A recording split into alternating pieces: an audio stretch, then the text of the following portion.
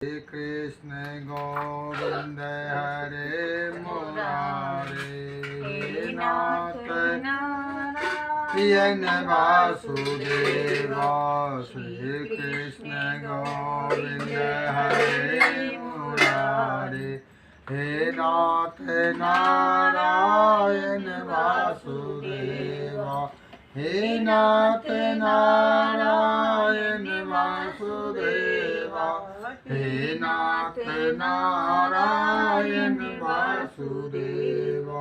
श्री कृष्ण गोविंद हरे मुरारे, हे नाथ नारायण वासुदेव।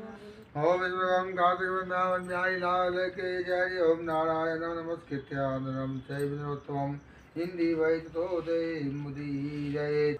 समाध्याय प्रारंभ। पृथु राजा बोले, हे नारद जी, अब आप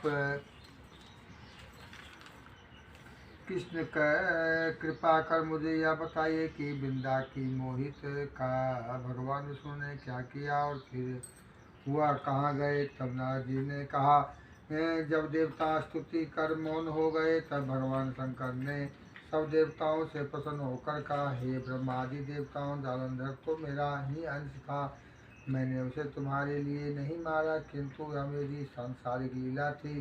फिर भी आप लोग यह सत्य कहिए कि इसमें आप सुखी हुए हैं या नहीं। तब तो ब्रह्मा आदि देवताओं के नेत्र हर्ष से खिल गए और उन्होंने शिव जी को प्रणाम करके विष्णु जी का वह सा वृत्तांत का सुनाया जो उन्होंने बड़े उत्पन्न प्रयत्न से वृंदा को मोहित किया था, तथा वो अग्नि में प्रवेश कर परमगति को प्रवेश हुई थी।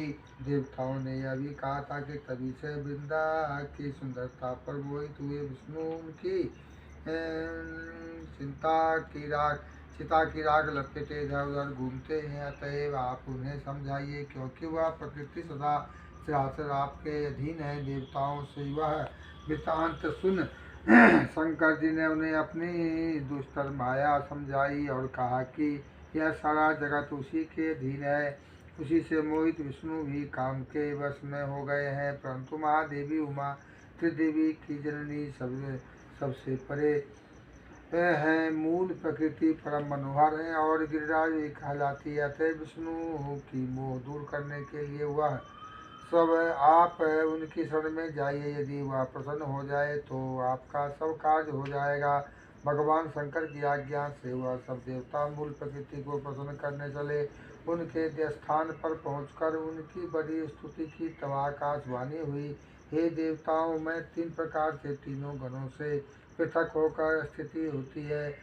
सत्य गण से गौरी, रजोगुण से ज्योति स्वरूप।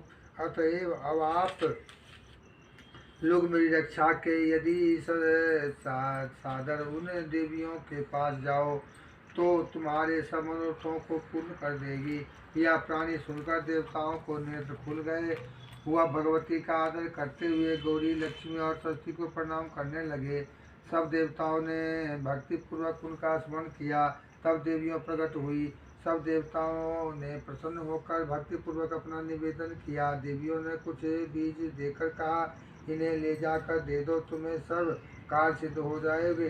ब्रह्मा आदि देवता इन बीजों को लेकर ब्रह्मा भगवान विष्णु के पास गए। उन्हें वृंदा की चिता भूमि में डाल दिया। वहीं से दावी, मालती और तुलसी प्रकट हुई।